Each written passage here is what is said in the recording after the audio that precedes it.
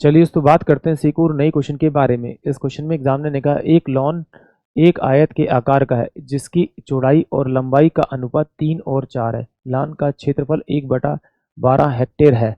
Lawn की चौड़ाई क्या है, ये एग्जामिनर मुझसे पूछ रहा है।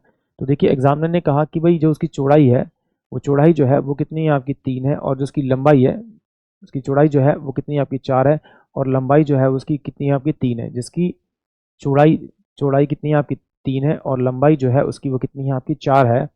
तो लॉन का जो क्षेत्रफल दे रखा है एग्जामिनर ने 1/12 हेक्टेयर। तो लॉन की चौड़ाई क्या होगी, ये एग्जामिनर मुझसे पूछा। तो सबसे पहली बात देखिए कि एग्जामिनर ने जो आंसर पूछा है वो मीटर में पूछा है, यानी कि ये मीटर में इसकी साइड्स होंगी। तो आपको पता होना चाहिए कि भाई एक हेक्टर में कितने मीटर होते हैं। तो 10,000 होते हैं, कितने 10,000 मीटर होते हैं, मीटर होते हैं। तो पहले इसको चेंज कर लीजिए 1/12 इंटू में यहाँ पर कर लीजिए आप 10,000। तो ये मेरे पास मीटर में आ जाएगा इसका क्षेत्रफल। अगर इसका क्षेत्रफल आ गया तो आप क्या कीजिए, इन दोनों को मल्टीप्लाई कीजिए। जब मल्टीप्लाई करेंगे तो ये कितना आ जाएगा 12। ये 12 इस जो आयत का क्षेत्रफल आएगा 12 स्क्वायर मीटर आएगा। जबकि यहाँ पर कितना है, ये आपका 10,000 बाय में कितना आपका 12 है। तो इसे किससे मल्टीप्लाई करूँ, ये बन जाए। तो इसे मल्टीप्लाई करने के लिए क्या करेंगे, 10,000 डिवाइड बाय में 12 इंटू में 12 से अगर मल्टीप्लाई करूँगा तो ये मेरे पास में क्या होगा, ये वाली वैल्यू बन जाएगी। तो आप इसका अंडर रूट करिए। अंडर रूट करने के बाद जो वैल्यू बचेगी वो आपकी यहाँ 100/12 बचेगी।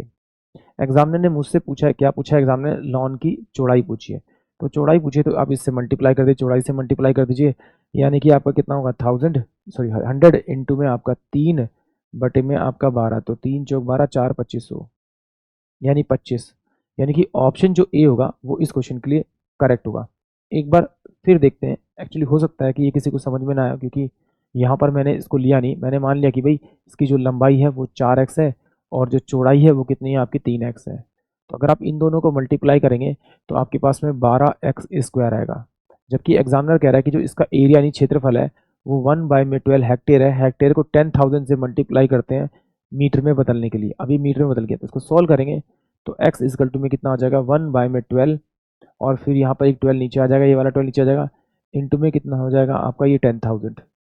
यहाँ से ही इसका स्क्वायर जाकर इधर स्क्वायर रूट बन जाएगा। तो x की जो वैल्यू आएगी वो कितनी आएगी 100/12।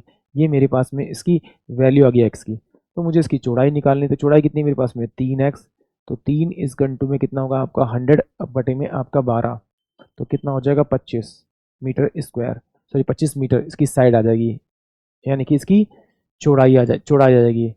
देखिए यहाँ पर जब भी इस प्रकार का क्वेश्चन आता है इसको थोड़ा डायरेक्ट तो आपको करना पड़ेगा, क्योंकि जब इन दोनों को मल्टीप्लाई करेंगे तो देखिए यहाँ पर क्या आ रहा है, यहाँ स्क्वायर बन कर आ रहा है।